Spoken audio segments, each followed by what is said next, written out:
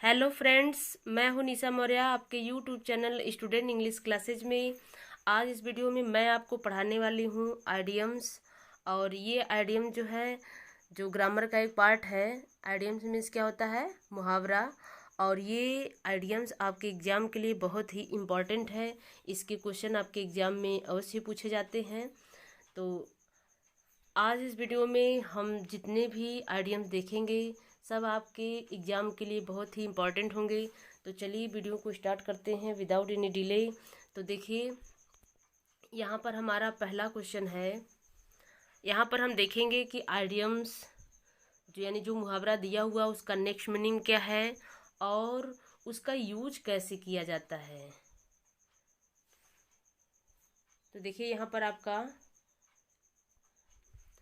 पहला आइडियम्स है।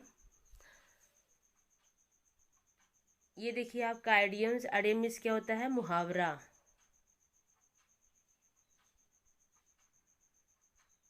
क्या होता है? मुहावरा।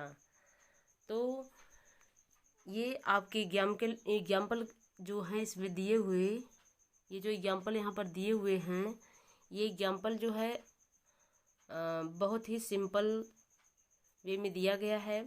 अगर आपने इसे अच्छे से देख लिया तो ये आपका अच्छे से जो है तैयार हो जाएगा। यहाँ पर आपको कोई डाउट नहीं, अगर मान लीजिए कोई डाउट है तो आप कमेंट बॉक्स में कमेंट करके पूछ लीजिएगा।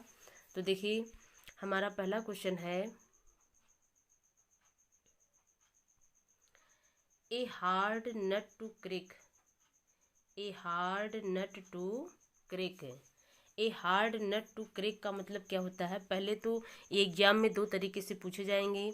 या तो ये आपको दे दिया जाएगा और फिर चार ऑप्शन यानी मल्टीपल चॉइस के क्वेश्चन यानी चार ऑप्शन दिए जाएंगे ऐसे, और उनमें से कहीं पर ये लिखा होगा कि ए हार्ड नट टू क्रिक का मतलब क्या होता है? Difficult task.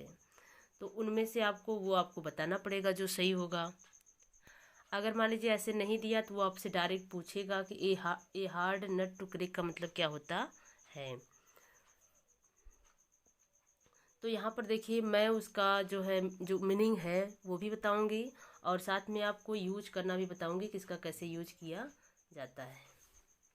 तो चलिए देखिए, तो यहाँ पर आपका पहला क्वेश्चन है, a hard nut to crack. A hard nut to crack का मतलब क्या होता है? हिंदी भी देखिए, यहाँ पर मैं आपको हिंदी भी लिखी हूँ, कठिन कार्य। क्या होता है? कठिन कार्य। ए हार्ड नट टू क्रिक का मतलब देखिए, हार्ड मीन्स होता है कठिन, और नट मीन्स क्या होता है? अखरोट, और क्रिक का मतलब होता है तोड़ना। तो जो बड़ी कठिनाई से अखरोट जानते हैं ना, जो सुपारी यानी जो अखरोट होता है बहुत हार्ड होता है, उसको तोड़ने का मतलब यानी आप कैसा काम कर रहे हैं? कठिन कार्य कर रहे हैं। और कठिन कार्य को नेक्स्ट मीनिंग उसको इंग्लिश में क्या बोलेंगे? डिफ़िकल्ट। डिफ़िकल्ट का मतलब क्या होता है? कठिन। ठीक है, डिफ़िकल्ट का मतलब भी क्या होगा? कठिन। और टास्क का मतलब होता है कार्य। टास्क का मतलब क्या होता है? कार्य यानी काम। तो यहाँ पर देख लीजिए, आपका जो पहला सेंटेंस है ना, a hard nut to crack, इसे हम बोलेंगे यानी कठिन कार्य। और इसका नेक्स्ट मीनिंग हो जाएगा डिफ़िकल्ट वर्क या डिफ़िकल्ट टास्क। आइए इसका देखते हैं यूज कैसे किया जाए, एग्जाम में कैसे लिखेंगे। तो जैसे आप कोई भी सेंटेंस बना सकते हैं, है ना। कोई भी सेंटेंस बनाइए। जैसे देखिए, मैं यहाँ पर एकदम सिंपल और छोटा सेंटेंस लिखी हुई हूँ। यहाँ पर लिखा यू डिड।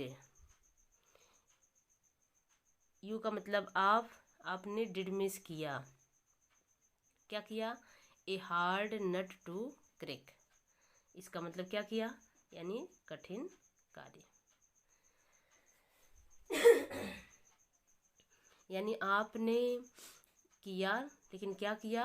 कठिन कार्य। In the office. कहाँ? यानी कार्यालय यानी दफ्तर में। तो यहाँ पर देख लीजिए, मैंने इस सेंटेंस में a hard nut to crack का प्रयोग किया कि नहीं? किए है ना। तो यही हो गया आपका a hard nut to crack का यूज। आपको एक सेंटेंस लिखना है और उस सेंटेंस में आपको यूज करना है किसका? A hard nut to crack का। तो यहाँ पर देखिए, a hard nut to crack का हम यूज किए हुए हैं। तो चलिए सेकंड देखते हैं। अब देखिए आपका सेकंड है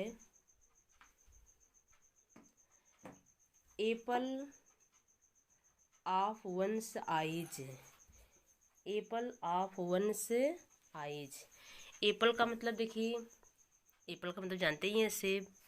एप्पल का मतलब क्या होता है, सेब। और वंस आइज मतलब वन मतलब किसी एक की, आइज मतलब आँखें यानी निगाहें। तो यानी एक ऐसा सेब हो जिसपे हर किसी की निगाहें जो है टिकी हुई हो, मतलब वो एक व्यक्ति का क्या हो, बहुत प्रिय हो, बहुत प्यारा हो।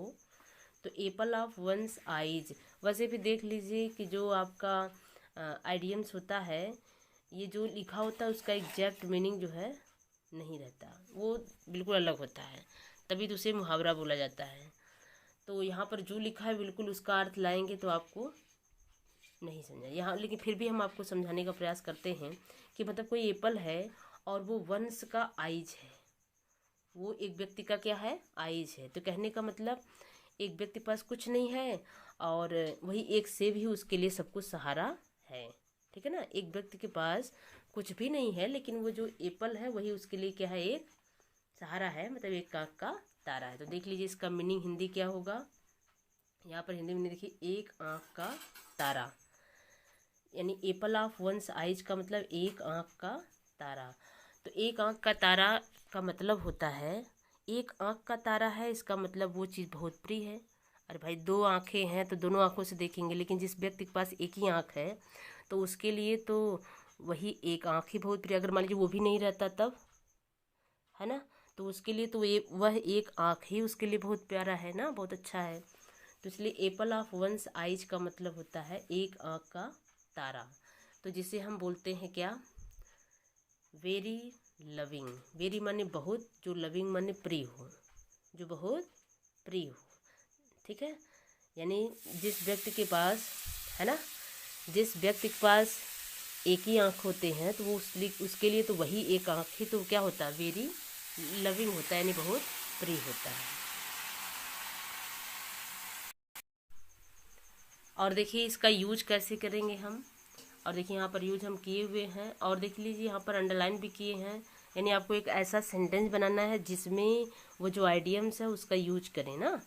तो देखिए यहाँ पर हम क्या लिखे हैं कि यू मीन्स आप, आर मीन्स हैं, किसी को कह रहे हैं कि आप हैं, यानी तुम हो या आप हैं, क्या हैं, एप्पल ऑफ वंस आइज हैं। किसी को कह रहे हैं कि आप ही तो हैं, क्या है, एप्पल ऑफ वंस आइज है, मतलब एक आँख का तारा है। फॉर योर मदर, किसके लिए, फॉर योर मदर, यानी अपनी माँ के लिए। कहने का मतलब अपनी माँ के लिए तुम ही तो एक सहारा हो, तुम ही एक आँख का तारा हो। तो एप्पल ऑफ वन साइज का मतलब क्या होता है, वेरी लविंग। तो आइए नेक्स्ट देखते हैं थर्ड नंबर का। यहाँ पर आपका देखिए तीसरा क्या है, एप्पल ऑफ डिस्कार्ड। यहाँ पर क्या है, एप्पल ऑफ डिस्कार्ड है। एप्पल ऑफ डिस्कार्ड का मतलब क्या होता है, देखिए झगड़े की जड़। एप्पल ऑफ डिस्कार्ड का मतलब क्या होता है, झगड़े की जड़। ठीक है, डिस्कार्ड का मतलब ही होता है झगड़ा। तो यहाँ पर एक एप्पल है और उसका क्या करना, डिस्कार्ड करना है। कहने का मतलब यानी एक ही एप्पल है और उसको ढेर सारे लोगों में बांटना है ना, कुछ ऐसा करना है। तो इसका मतलब यानी ये जो एक ठो एप्पल यानी एक ठो जो सेब है, ये क्या है, एक झगड़े की जड़ है। तो देखिए यहाँ पर इसका यूज कैसे करी हैं ना, यहाँ पर देखिए इस सेंटेंस में यूज कैसे किए हुए हैं। देखिए तो एप्पल ऑफ डिस्कार्ड जो होता है, यानी कोई एक एप्पल है उसका डिस्कार्ड करना, यानी मतलब वो एक एप्पल जो है उसके लिए क्या है, एक झगड़े की जड़ है। तो झगड़े की जड़ का नेक्स्ट मीनिंग क्या हो जाएगा, यानी हो जाएगा कास ऑफ क्वेरल या कास ऑफ डिस्प्यूट। कास का मतलब क्या होता है, कारण। कास का मतलब क्या होता है, कारण। और ऑफ क्वेरल, क्वेरल का मतलब जानते हैं क्या, झगड़ा। क्वेरल का मतलब क्या होता है, झगड़ा। तो कास ऑफ क्वेरल का मतलब यानी झगड़े की जड़, झगड़े का कारण यानी झगड़े की जड़। तो देखते हैं इसका सेंटेंस कैसे बनाएंगे और कैसे इसका यूज करेंगे। तो देखिए यहाँ पर हम लिखे हैं कि दिस मीन्स यह, प्रॉपर्टी यानी संपत्ति, यानी यह संपत्ति मतलब कोई भी संपत्ति है उसको करेंगे। देखिए यह संपत्ति, इज मीन्स है, क्या है, एप्पल ऑफ डिस्कार्ड है, एप्पल ऑफ डिस्कार्ड है, यानी कहने का मतलब झगड़े की जड़ है। बिटवीन टू ब्रदर्स, बिटवीन का मतलब बीच में, टू ब्रदर्स माने दोनों भाइयों की, दोनों भाइयों के बीच में यह प्रॉपर्टी जो है झगड़े की जड़ है। तो याद रखिएगा कोई एप्पल है और उसका क्या करना है, डिस्कार्ड करना है, बांटना है, तो भाई थोड़ा कम थोड़ा ज़्यादा ऐसे में झगड़े की जड़ हो सकता है। तो यानी वही एक सेब क्या है, झगड़े की जड़ है। तो हम इसको बता सकते हैं कास मीन्स कारण, क्वेरल माने झगड़ा, या कास मीन्स कारण है, क्वेरल की जगह हम डिस्प्यूट में लिख सकते, डिस्प्यूट मीन्स मतलब क्या होता है, झगड़ा। तो आई होप कि आपको ये वीडियो क्लियर हो रहे होंगे, जो हम पढ़ा रहे हैं आपको समझ में आ रहा है। अगर आपको ये समझ में आ रहा है तो भी, और अगर नहीं आ रहा है तो भी, प्लीज़ आप एक बार कमेंट करिए कि क्या आपको ये क्वेश्चन समझ में आ रहे हैं। अगर आ रहा है तो एक बार यस लिखिए, और अगर नहीं समझ में आ रहे हैं तो नो लिखिए, है ना। तो आपके एग्जाम में इसके क्वेश्चन पूछे जाते हैं, है ना, और ये बहुत ही इम्पॉर्टेंट है। और यहाँ पर जो हम आपको बता रहे हैं यहाँ पर आइडियम्स, इससे बाहर कुछ नहीं पूछा। वैसे आइडियम मुहावरे तो बहुत होते हैं, लेकिन अब इतना याद होना मुश्किल है। अब वही चीज़ तो हम आपको समझाने बताने का प्रयास कर रहे हैं ताकि आपको इजीली आसानी से याद हो जाए। और अभी तक आपने हमारी वीडियो को लाइक नहीं किया तो प्लीज़ वीडियो को एक बार लाइक कर दीजिए, और चैनल पर नए हैं तो चैनल को सब्सक्राइब कर लीजिए, बेल आइकन को भी प्रेस कर दीजिए, ठीक है, ताकि इसके बाद जब भी मैं कोई वीडियो अपलोड करूँ तो उसका नोटिफिकेशन आपको मिल जाए। और यदि कोई स्टूडेंट नए हैं हमारे चैनल पर तो चैनल को सब्सक्राइब भी कर लीजिएगा, और एक बार वीडियो को ज़रूर शेयर कर दीजिए अपने दोस्तों में। तो चलिए नेक्स्ट क्वेश्चन देखते हैं। अब देखिए यहाँ पर आपका है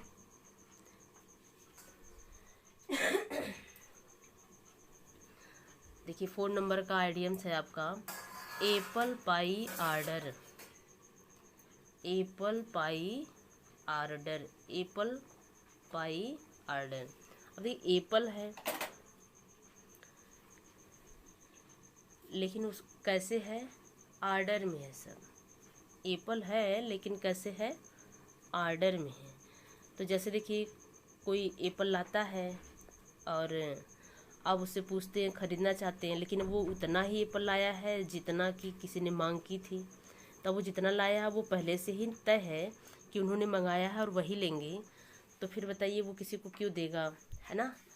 तो यानी उसने एकदम सही क्रम में, एकदम मतलब कहा जाए उसको तौल कर गिन कर जैसे भी उसको रखना था उसने उसको रख दिया है, ठीक है। तो अब जब वो क्रम में है तो फिर उसी को तो हम बोलते हैं कि एप्पल पाई आर्डर का मतलब होता है सही क्रम में, ठीक है। एप्पल पाई आर्डर, एप्पल है लेकिन भाई आर्डर में है, एकदम क्रम से, एकदम गिनती एकदम पूरा सही से है। तो इसका हिंदी क्या होगा, सही क्रम में। तो सही क्रम में इसका नेक्स्ट मीनिंग क्या होगा, इसका अर्थ क्या होगा, इन अ परफेक्ट आर्डर, एकदम परफेक्ट आर्डर में है, न थोड़ा कम न थोड़ा ज़्यादा, न दे सकते न ले सकते। यानी कहने का मतलब वो बिल्कुल ना परफेक्ट आर्डर में है। तो एप्पल पाई आर्डर का मतलब होता है सही क्रम में, और सही क्रम में का मतलब है इंग्लिश में बोलेंगे इन ए परफेक्ट आर्डर।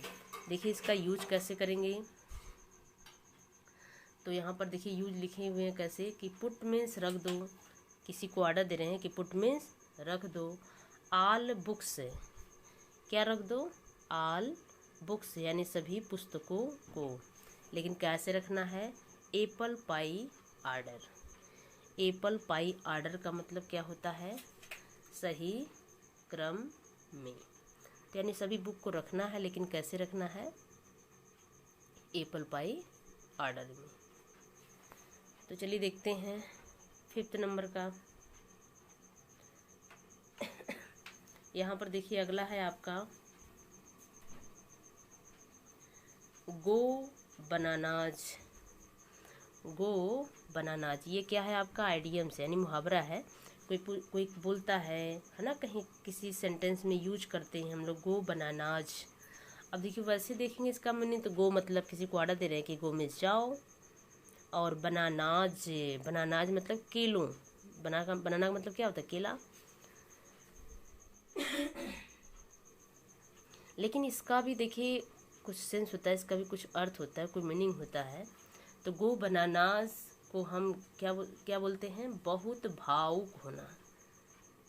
क्या होना, बहुत भावुक होना, जिसका नेक्स्ट मीनिंग है वेरी इमोशनल। इमोशनल का मतलब जानते हैं, संवेदनशील होना, कहने का मतलब कुछ देख कर रो पड़ना, दुख होना, प्रसन्न हो जाना, क्रोध में आना, है ना। तो ये सोचिए क्या है, इमोशनल। तो गो बनानास का मतलब कैसे याद रखेंगे आप, तो यहाँ पर है गो, किसी को कह रहे हैं कि जाओ, किस पर से जाना है, बनानाज यानी कुल केले रखे गए हैं उस पर से आपको चल करके जाना है। तो अब बताइए बनाने की क्या हालत होगी, सब बनाने क्या हो जाएंगे, बिल्कुल ख़राब हो जाएंगे। तो अगर वो बनाना किसी को फ्री में देना होता तो आपको कुछ भी हासिल नहीं होते, लेकिन फिर भी कम से कम वो से जो लेता खाता आपका नाम होता है ना, और आपको मतलब ये तसल्ली भी होता कि चलो कम से कम मेरा बनाना किसी के काम में आया, किसी ने उसको खाया। लेकिन अगर आप उस पर से चल देते हैं और सारे बनाने क्या हो जाते हैं, बिल्कुल ख़राब, क्योंकि बनाना पर जैसे ही आप पर रखेंगे सारा बनाना क्या हो जाएगा, है ना, बिल्कुल पिस जाएंगे, एकदम ख़राब हो जाएंगे। तो ऐसे में आपको उस पर से चलने में कैसा लगेगा, वेरी इमोशनल। कहने का मतलब आप उस पर चलते हुए बहुत भावुक हो जाएंगे। क्या हो जाएंगे, बहुत भावुक हो जाएंगे। तो देखिए इसका सेंटेंस यहाँ पर देखिए इसका यूज कैसे किए हुए हैं कि ही यानी वह, बिकेम मीन्स हो गया, वह हो गया, क्या हो गया, गो बनानाज, गो बनानाज का मतलब क्या हो गया, बहुत भावुक हो गया। टू सी है ना, टू सी मतलब देखकर, टू सी का मतलब देखकर, क्या देखकर, दिस लिटिल चाइल्ड, इस छोटे से बच्चे को। ही बिकेम वह हो गया, गो बनानाज क्या हो गया, यानी कहने का मतलब बहुत भावुक हो गया है, वेरी इमोशनल हो गया। टू सी में देखकर, दिस लिटिल चाइल्ड माने इस छोटे से बच्चे को। तो ये रहा एक छोटा सा वीडियो आइडियम्स पर, है ना। और इसके बाद जो है मैं और ज़्यादा लेकर के आऊँगी, है ना। पहले आप इसे समझ लीजिए कि कैसे आपको एग्ज़ाम में ये सॉल्व करने हैं। या तो 4 विकल्प दिए रहेंगे, उनमें से आपको एक बताना होगा इसका मीनिंग, या तो फिर दे देगा और आपसे कहेगा कि इसका मीनिंग भी बताइए और इसका यूज करके भी आप बताइए। तो इस प्रकार से आपको करना पड़ेगा। तो ये देखिए आपके 5 क्वेश्चन हैं, है ना, जो हम आपको क्रम से बता चुके हैं। फर्स्ट है a hard nut to crack, मतलब difficult. A hard nut to crack का मतलब क्या होता है, डिफ़िकल्ट टास्क यानी कठिन कार्य। और सेकेंड था आपका Apple of one size, Apple of one size का मतलब क्या होता है, वेरी लविंग यानी बहुत प्रिय होना, एक आँख का तारा होना। ठीक है, यूज आप कर लीजिएगा, नोट कर लीजिएगा, यहाँ पर हम लिखे हुए अभी अभी बताए हैं। और थर्ड देखिए आपका क्या है, एप्पल ऑफ डिस्कॉर्ड, यहाँ पर सब रिलेटेड हैं खाने वाली चीज़ों से, यानी एप्पल या फिर कोई वस्तु। तो एप्पल ऑफ डिस्कार्ड का मतलब क्या होता है, झगड़े की जड़, कहने का मतलब काज ऑफ क्वेरल या काज ऑफ डिस्प्यूट। और 4 नंबर का क्या था आपका, apple pie order, apple pie order का मतलब होता है इन अ परफेक्ट ऑर्डर, एकदम परफेक्ट ऑर्डर में है ना। और लास्ट है आपका क्या, गो बनानाज, गो बनानाज का मतलब क्या होता है, बहुत भावुक होना, कहने का मतलब वेरी इमोशनल होना। ठीक है, तो अभी तक आपने हमारी वीडियो को लाइक नहीं किया तो प्लीज़ एक बार लाइक कर दीजिए, अपने दोस्तों में शेयर कर दीजिए। तो आज के लिए बस इतना ही, फिर मिलते हैं आपसे नेक्स्ट वीडियो में। देखने के लिए आपको थैंक यू।